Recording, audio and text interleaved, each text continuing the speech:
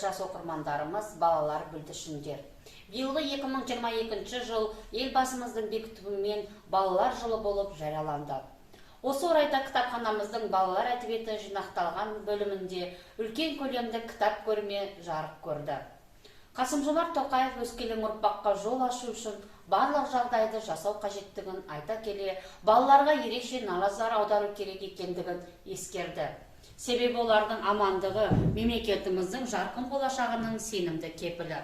Сол себепті биылғы жылы балалар жылы деп жариялау керек деп есептеймін деді. Президент бұл жылды тек ұрандап немесе мереке түрінде атап өту ғана емес, балаларды қорғау мақсатында ең алдымен биік тарапынан денсаулық сақтау, білім беру және әлеуметтік қамсыздандыру саласында нақты шаралар жасаудың керектігін қадап айтты. Өткен жылдың екінші жартысында кітапханамызға келіп түскен жаңа балалар әдебиетімен таныстыру мақсатында көрмемізге Алматы облысы әкімінің Амандық Батталовтың қолдауымен Қазақстандағы балалар мен жасөспірімдердің кітап оқуын қолдау жылы аясында арнайы шығарылған 2 томдық құлыншақ жетісулық балалар жазушылары әдебиетінің антологиясы орын алды. Келесі Қур-Қур Құрмаш, қазақтың балалар фольклоры, халық өлеңдері, тақпақтар, санамақтар, жұмбақтар, жаңылпаштар, ойындар, жұмбақтар, мақал-мәтелдер, ертегілер, аңыздар. Бұл антологияға ғасырлар бойы атадан балаға ауызша жеткен асыл қазынамыз балалар фольклоры жүйе топтастырылған.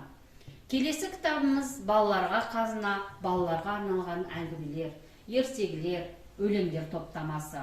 Алматы облысы мәдениет, архивтер және құжаттама басқармасының ұйымдастыруымен Жетісу балалар әдебиеті жобасы аясында 3 томдық болып жарық көрді. Кітап балалар мен жасөспірімдерге арналған.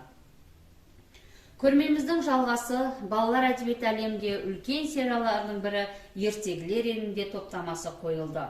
Сонымен қатар кітапхана балалар ақылшысы демекші, келесі жинақталған әдебиетіміз балаларға арналған танымдық энциклопедия сериясымен шыққан кітаптар.